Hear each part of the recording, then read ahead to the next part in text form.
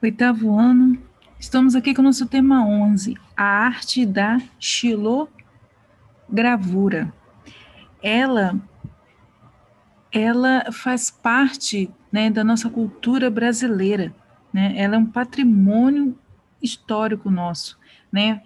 Ela entra e alegra, né, pela o modo de expressar, né, os desenhos. Olha aí, nós temos uma obra de J. Borges. Nós vamos conhecer ele aos pouquinhos também. Olha como representa aí a vida na floresta de J. Borges, xilografia, representando, né, uma floresta onde tem os animais e a gente pode perceber a presença de animais da flora brasileira, né, da fauna, desculpa, brasileira, né, como temos a serpente, o macaco, pássaros, né, a onça pintada, nós temos lagartos, né, e, né, um casal que pelo estilo deles representa aquele pessoal lá do Nordeste, né?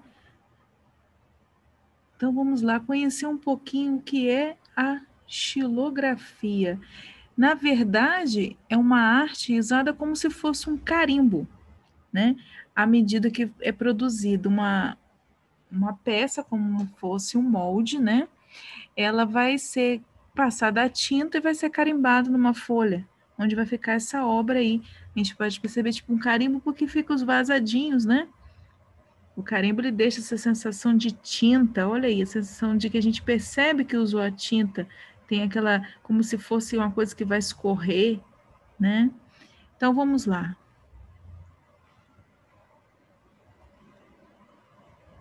Ela abrange, né? É uma obra de arte que abrange é, tanto o artesanato, né?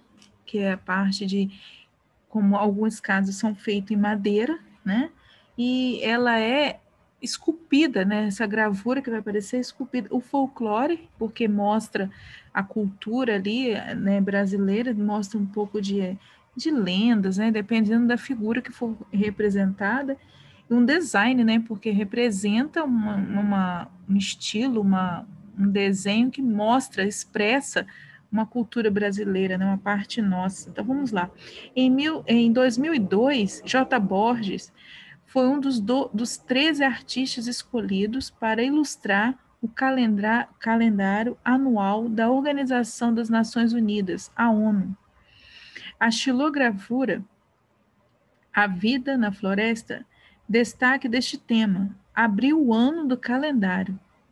J. Borges é conhecido como um dos mais importantes na técnica da xilogravura. Os temas que mais se destacam em sua produção são o cotidiano do homem,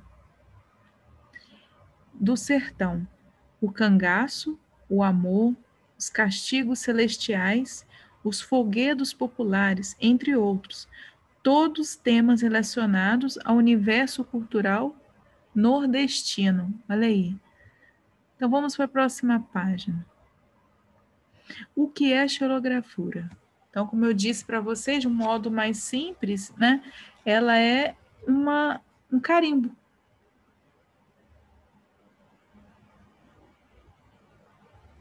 E um exemplo assim mais próximo nosso, né? Então vamos lá. A xilogravura ou xilografia é a técnica de gravura na qual como uma prancha de madeira como matriz. É possível reproduzir sobre o papel ou outro suporte adequado à imagem gravada. Trata-se de uma técnica de reprodução e impressão muito antiga. De acordo com os historiadores, a xilogravura já fazia parte do cotidiano dos chineses desde o século XI. Durante a Idade Média, firmou-se no Ocidente e foi inovada no século XIX.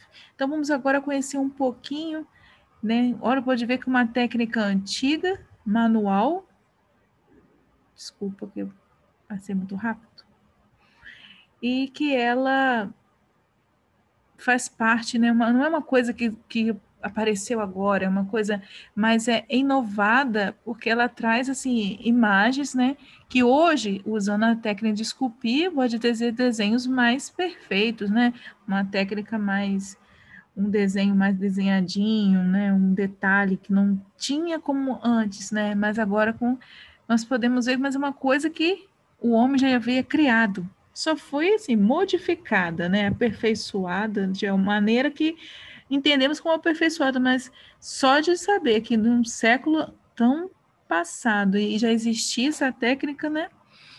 Então vamos lá. Conhecendo J. Borges. Quem é J. Borges? José Francisco Borges, mais conhecido como J. Borges, nasceu em Bezerros, Pernambuco, em dezembro de 1935. Aos 10 anos, começou a trabalhar na agricultura e vendia nas feiras da região colheres de pau produzidas por ele mesmo. Então, a gente pode ver que o artista já tinha um contato em trazer da madeira algo, né, utilizar algo, né, e já vendia, e muito cedo, né, uma criança com 10 anos. Foi mascate, marceneiro, pintor de parede e oleiro. Em 1964, começou a escrever folhetos de cordel, o que o levou a praticar a técnica da xilogravura. Ele desenha direto na madeira, em geral, com imagens que extrai de memória, muitas delas lembranças das histórias que o pai lhe contava, de maneira ritmada antes de dormir. Suas obras e técnica são nacionalmente reconhecidas como atividade cultural. E em 2006 foi criado o Memorial J. Borges, localizado em Bezerros. Funciona como oficina de cursos, ateliê e galeria. Ficou uma homenagem aí, um brasileiro, né? Um artista e que fez algo, fez algo que marca, ficou conhecido, né?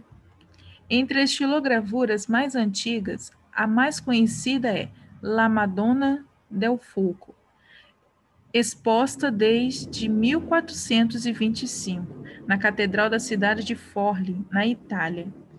Olha aí esse quadro de Nossa Senhora do Fogo, né? E o autor desconhecido é um tipo de xilogravura, né? E como diz aqui, ela é a mais antiga, uma obra italiana. Olha quantos detalhes nós temos, quantos santos, né? Representado figuras de santos aqui por baixo. Tem muitos detalhes. O sol, Nossa Senhora com o menino Jesus, né? Nossa Senhora do Fogo. Próxima página. Na Europa, a técnica foi introduzida pelos romanos para para impressão de imagens religiosas em cartões e para outras ilustrações. O texto mais antigo de que se tem registro é o Libro delle Arti, de Cernini, de 1437. Foi no século XVI que a xilogravura se tornou uma forma de arte. Contudo, pelo fato de a madeira ser um material de certa forma não muito resistente à tinta, permitia reproduzir poucas cópias. No século XIX, Thomas Becket, excelente desenhista, começou a fazer uso da técnica da xilogravura em matrizes de madeira mais resistentes, o que tornou possível reproduzir várias cópias.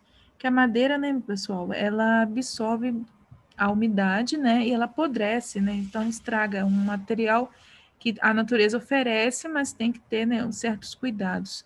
Mas existem madeiras mais secas, mas que não vão absorver como um, uma, uma bucha, né, que a bucha ela faz o que? Ela absorve o líquido, né, e encharca, fica pesada, né, e a madeira com o tempo, ela, né, também com a questão da umidade, ela começa a rachar e pode danificar o desenho ali exposto, esculpido, né? A nova matriz possibilitou a relação de desenhos muito mais detalhados e definidos, graças à maior dureza da madeira.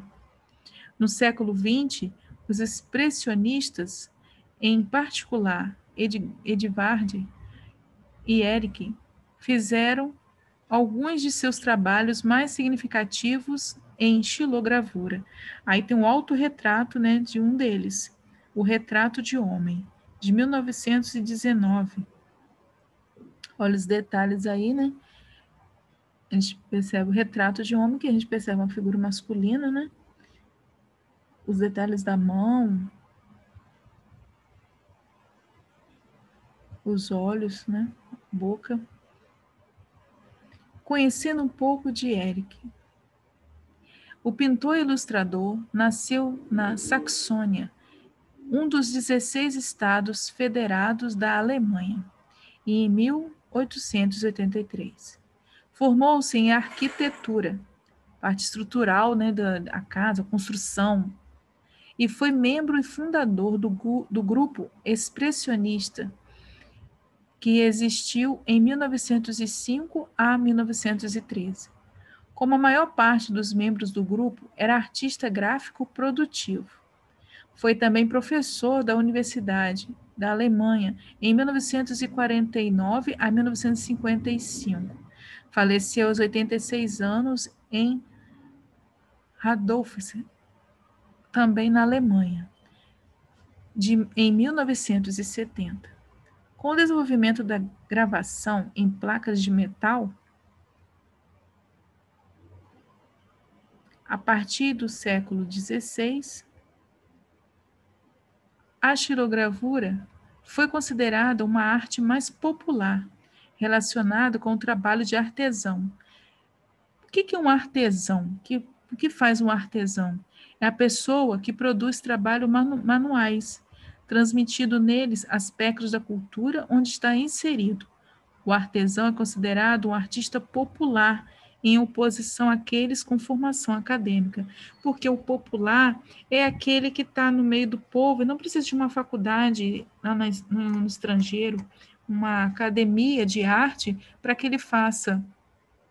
Como aqui no caso, são trabalhos manuais, são passados de gerações, são passados de pai para filho, de mãe para filha.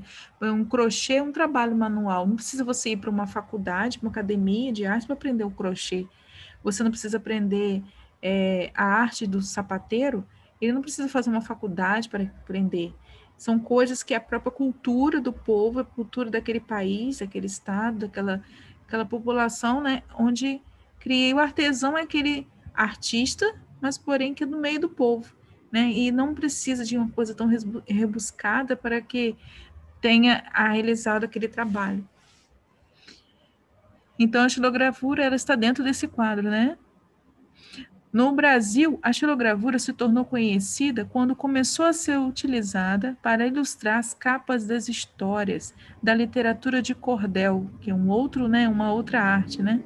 Manifestação artística herdada de Portugal e bastante presente no Nordeste. Os primeiros poetas deste tipo de literatura começaram a surgir a partir de 1750 e recitavam suas histórias em feiras ou praças. O cordel, né, são imagens também onde eles expressam com contos, né, simplesmente o folclore, né.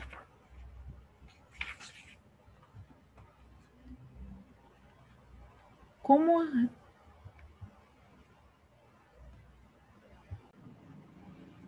cordel, ele assim, são pessoas, né, que contam histórias, né, narrativas em forma de como eles fazem as folhinhas, né, e são penduradas por uma corda que é chamada de cordel, né? Elas são as figuras, né, as aberturas lá, por exemplo, vai tratar sobre um coronel que era muito mau, que tinha, né, maltratado os escravos, então vai ter a folhinha lá e vai ser contada, e elas ficam penduradas nessa cordinha. E dali eles fazem, são tipo folhetinhos, né? Como fosse uma capa, uma folhinha de página de gibi, uma coisa assim, mas uma imagem grande, né? Então, pequenininha em quadrinhos, né?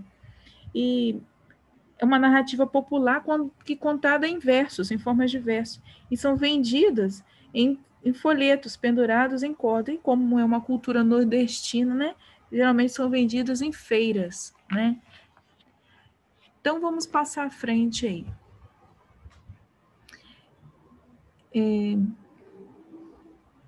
Os primeiros poetas desse tipo de literatura começaram a surgir a partir de 1750, voltando aqui, e recitavam suas histórias em feiras ou praças. Isso em forma de versos, né? Próxima página. Como realizar um trabalho xilográfico? Como é feito esse trabalho? Para fazer o uso da técnica, é necessário compor um desenho em relevo na matriz da madeira.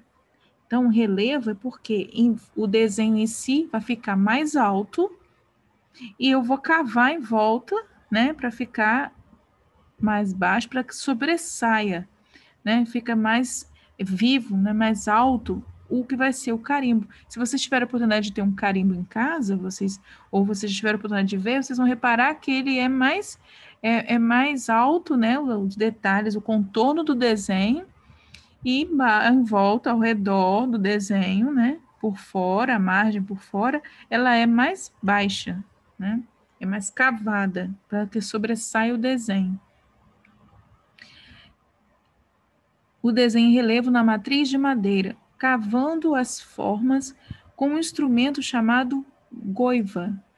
O que significa que esse tipo de ferramenta? É uma ferramenta cortante, utilizada para entalhe em madeira, metal ou pedra. Vamos continuar aí. Ao aplicar a tinta na matriz, com um rolinho, aí embaixo a gente está vendo um passo a passo aí, né, de uma imagem. Ao aplicar a tinta com um rolinho, né, essa segunda imagem, olha aí, o artesão está aí, ó, entalhando, tá vendo? Ele utilizando aqui, tá fazendo um desenho, um pedaço de madeira, e madeira fica no formato como fosse um carimbo, né? Ao aplicar a tinta na matriz com um rolinho, as partes cavadas ficam brancas na impressão, enquanto as outras ficam na cor utilizada pelo artista, em geral, o preto. Sobre matriz pintada, aplique-se o papel com um pouco de pressão, então você tem que dar pressão, calcar, né? Estampando-se nele a imagem, empelhada em relação à que foi gravada. Então, ó, a terceira imagem, tá vendo aqui? Aqui está pronto, né, o carimbo, né, vamos dizer assim, carimbo fica mais fácil para a gente entender. Foi calcada na folha, né, para que fique bem feito. Então, quando você impressiona, você calca, bota peso naquela madeira para que ela manche, né, o papel.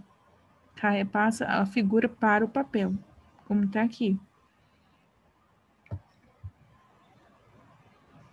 Antes, porém, de utilizar a técnica, é preciso lixar a prancha de madeira, fazer um desenho sobre ela com lápis grafite e cavar os sulcos, mantendo em relevo o que se quer que apareça colorido.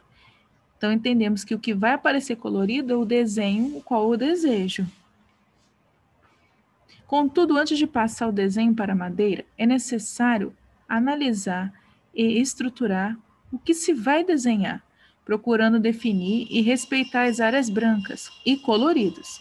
Só aí o desenho poderá ser transferido para a prancha com o papel carbono.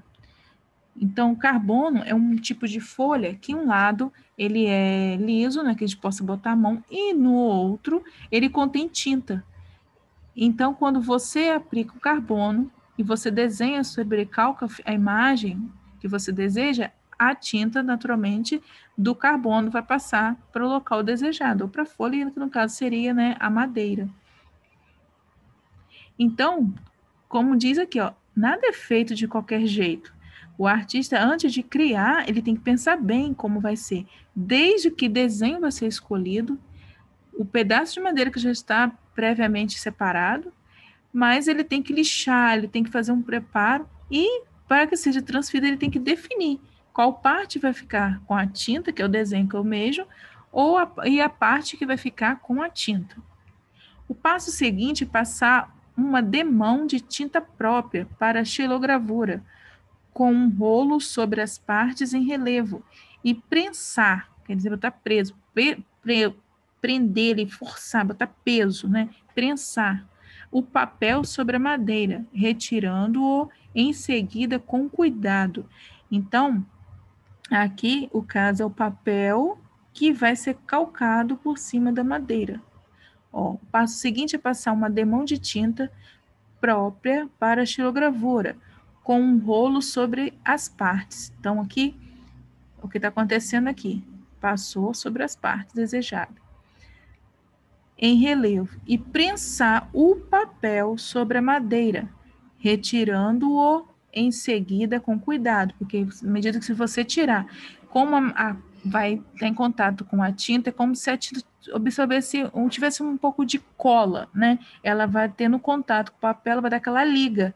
Então, ela vai prender. Então, você tem que tirar com muito cuidado, como se fosse um adesivo, né? Para que não vai fazer borrões onde você não deseja. Que à medida que você tirar com muita rapidez, violência, sem cuidado, ele pode borrar o trabalho, né? Por fora, onde você não desejaria que tivesse tinta. A matriz da xilogravura permite fazer várias cópias, então ela ainda serve para você fazer não apenas uma, eu posso fazer várias daquela mesma imagem. As imagens feitas com a textilogravura, quando transferidas para o papel, aparecem espelhadas. Olha aí um exemplo aí. Observe as imagens, nas imagens, um exemplo de xilogravura, a briga da onça com a serpente, de J. Borges. A imagem à esquerda é a matriz e à direita é a xilogravura finalizada. Então, aqui a madeira, que é, né, o nosso carimbo. Vocês podem reparar que aqui, ó, tá mostrando que é o alto relevo. Ela está colorida assim, porque já, né, já passou tinta sobre ela. Mas, ó, vocês podem reparar que ao lado você percebe que tem uma alturazinha, como fosse um muro, né? Uma muralhazinha. E aqui na madeira é a parte que está cavada, que está mais funda. E onde há desenho, vai aparecer a pintura. E onde está a madeira mais funda, que foi cavada, tá vendo? Todos os detalhes muito bem, né, bem feito, porque aqui você vê que tem pouco espaço, né, para definir as voltinhas, os cavados aqui por exemplo, aqui nessa ave aqui, o entorno, olha que detalhe, olha aí, a ponta da orelha da onça, olha os dentes, né? Saiu tal qual aqui da serpente, saiu também, olha, tem os vazados, onde a tinta não bate, vai ficar branco, né? E esse daí é um exemplo o nome é A Briga da Onça com a Serpente.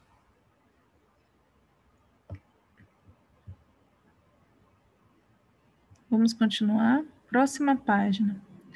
Um brasileiro que se destacou com o trabalho da xilogravura foi Oswaldo Goldi. Olha que lindo, né? Uma pessoa andando com guarda-chuva, olha quanto detalhe, né? Andando pela rua, casas, né? O céu. Chuva, de 1957. Xilogravura colorida sobre papel japonês. Tarde, né? O cair da tarde, olha, mostrando que pela tardinha, né, já começa a escurecer. Xilogravura de Oswaldo também. Vamos conhecer um pouco esse artista? Conhecendo Oswaldo Goed. Oswaldo Guedes nasceu em outubro de 1895, no Rio de Janeiro, e é considerado um dos grandes artistas brasileiros da técnica da xilogravura, além de ser grande desenhista. Filho do cientista suíço Emílio, estudou desenho na Suíça, onde viveu em 1900 a 1919. A xilogravura entra definitivamente em sua vida a partir de 1923. Além das gravuras, fez ilustrações para periódicos e livros. Foi professor na Escola Nacional de Belas Artes. Em 1960, conquistou o primeiro prêmio internacional de gravura na segunda Bienal Interamericana do México. Morreu aos 66 anos no Rio de Janeiro, em 1961. Vamos lá, sempre puxa um pouquinho, vamos falar um pouquinho do nosso cordel aí. Literatura de cordel. A literatura de cordel, também conhecida como folheto ou literatura popular em versos, como eu falei, né, anteriormente, ou apenas cordel.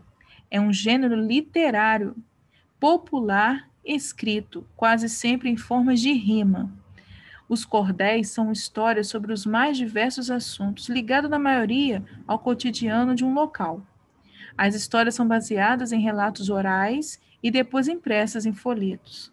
O nome cordel deriva da maneira como os folhetos são expostos para a venda, ou seja, pendurados em cordas, cordéis ou barbantes. Então, no popular seria barbantes, né?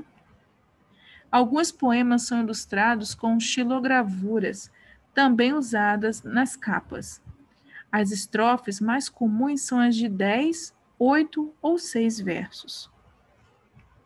Os autores ou cordelistas recitam os versos de forma melodiosa e cadenciada. Cadência vem de ritmo, né? Vem de música, né? A cadência. Cadenciado que segue um padrão rítmico, que tem ritmo, né? Tipo uma melodiazinha que vai cantando rimado, né, por um instrumento, né? É como se estivesse contando a história cantando.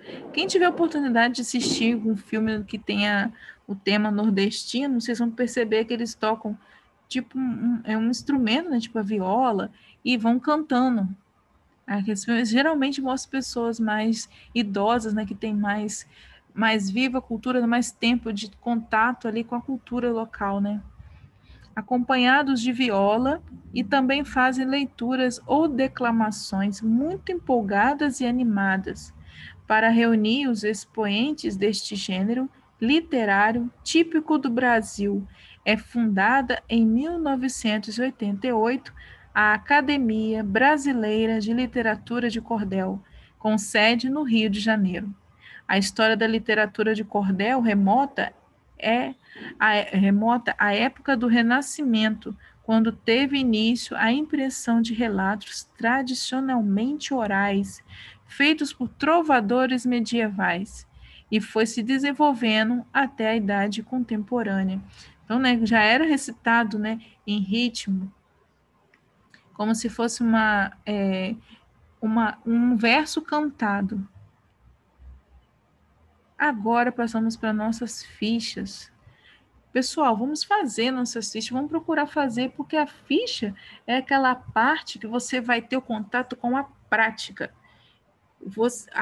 O livro, nossa coleção, ela faz com que vocês sejam artistas na prática, não somente aquele como seria isso, eu vou imaginar, eu vou assistir um filme, você vai produzir, você vai ter contato direto com aquela técnica que você ouviu antes, que você aprendeu, teve uma instrução.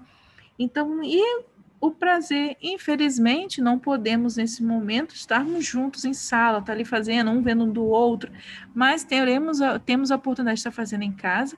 Isso é apresentado para mim. Olha, enquanto professora, eu fico assim, como vocês fizeram, né? Como ficou? Qual assim, como vocês ficam com aquela expectativa, como vai ficar? Eu fico também quando eu recebo. Ah, vou estar lá, Murilo vai enviar para mim, ou vai ser Júlia, vai enviar para mim, ou vai ser o Luiz, ou vai ser a Gabriela, ou vai ser a Rebeca. Então enviem para mim, ou Raquel, me enviem para o meu e-mail, assim para poder compartilhar, não só para corrigir, ver se está correto, vocês seguiram o passo a passo, mas ter contato também com a arte de vocês, que vocês expressaram, porque o artista ele expõe na sua obra o que ele sente, a sua emoção, o seu sentimento, que o prazer de estar criando, e isso vai ser exposto, né? Botar para fora o que eu tenho de belo, que sempre disse a vocês em sala de aula, né? Sempre converso com vocês, eu falo, todos nós somos capazes, temos artistas dentro da gente. Então, vamos botar para fora. Vamos fazer, vamos botar a prática. Além de você estar distraindo também que está em casa, nessa pandemia, então vamos estar fazendo também.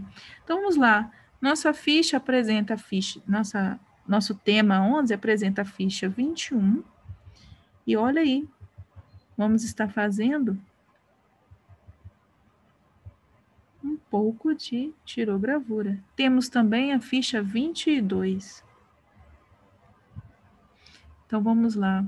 21. A ficha 21 vai apresentar para a gente, deixa eu voltar aqui.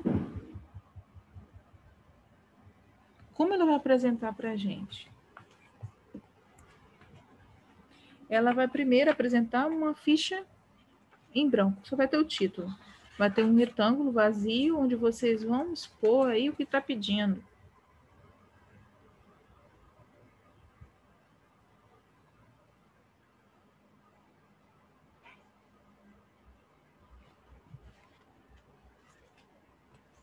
Vamos lá.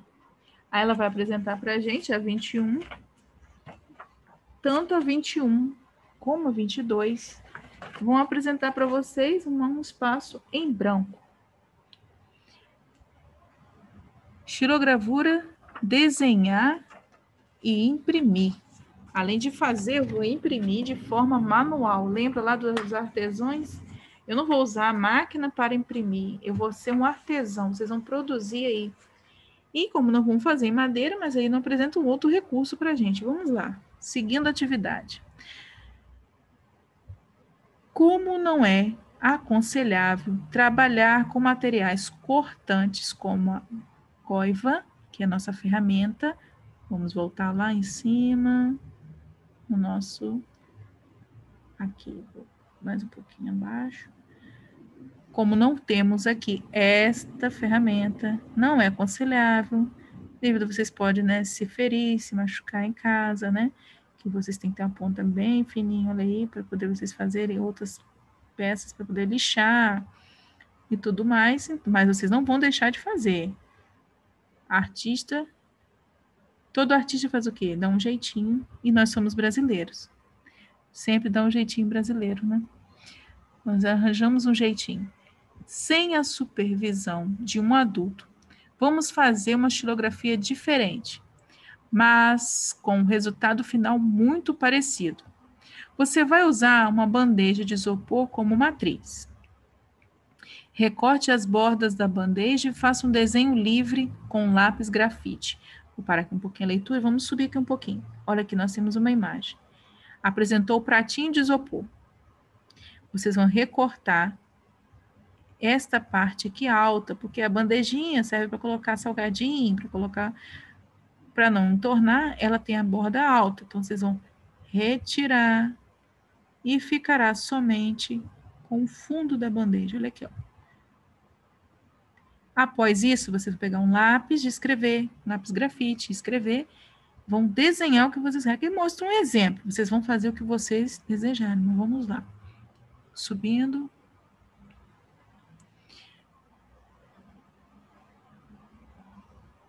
Fique atento, porque qualquer marca vai sair na impressão. Depois, passe a caneta esferográfica sobre o desenho, fazendo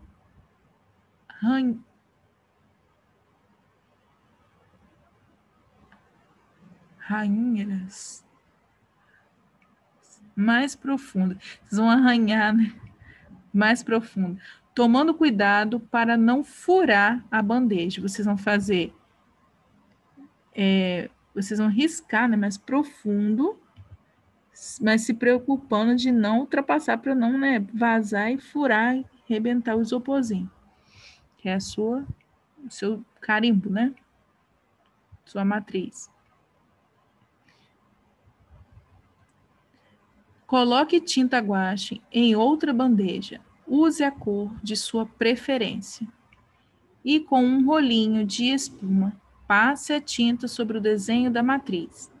Segure o papel, a ficha, que vai estar lá aquele espaço em branco, como eu falei com vocês, a ficha 21, com as duas mãos e coloque-o sobre a matriz pintada, procurando centralizar o desenho. Em seguida, faça leve pressão, quer dizer, calcar, né?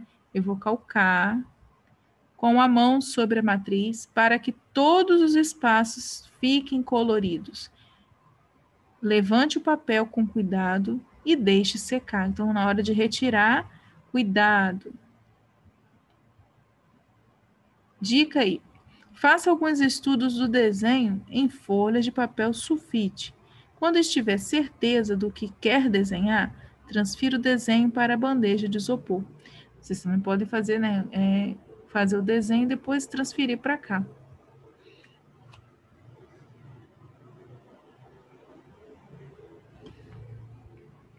Material usado: 2 bandejas de isopor, uma para ser a matriz, que eu vou recortar as bordas, e a outra que vai ficar a tinta, que deu o caso de preto, né?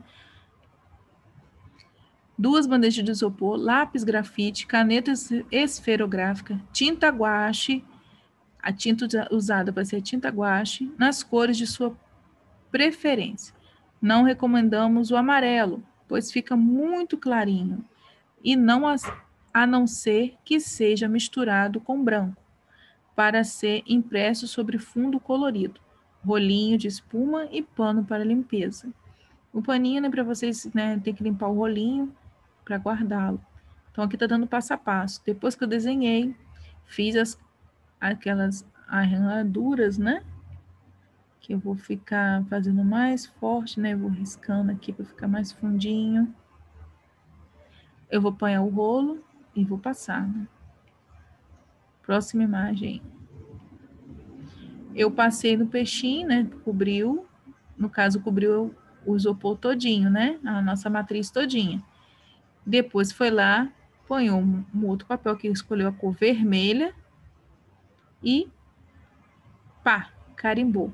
Lembrando que eu vou pôr meus dedos, né? E vou fazer o quê? Pressão. Vou pressionar, fazer força para que quando eu retirar o carimbo daqui, tirar minha matriz daqui, com muito cuidado, né? Vou tirando o papel aos pouquinhos para que ele não faz borrões do outro lado.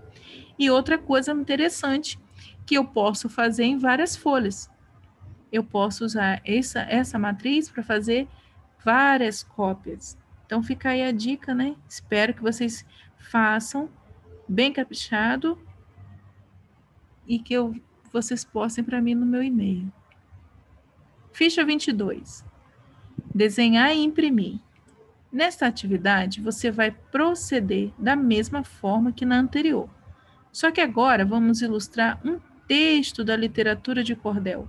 Pesquise imagens sobre o assunto, sobre o cordel, sobre a literatura de cordel. Então, nessa atividade, você vai proceder da mesma forma que a anterior. Só que agora vamos ilustrar um texto da literatura de cordel. Vocês vão escolher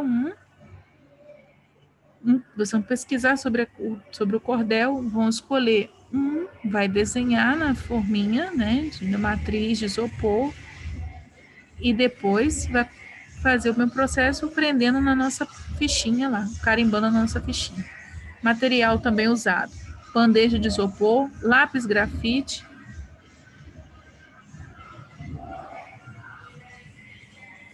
tinta guache nas cores de sua preferência. Não recomendamos amarelo, né, como disse antes. Como é de cordel, né, nós vimos lá no texto acima, falando sobre ligando com um conteúdo, né, que um assunto atual nosso que tem um gancho com a antiguidade, né? Então, o cordel é um estilo parecido com as xilogravuras, né? Então, aqui, geralmente é usada a tinta preta, né, que fala, né?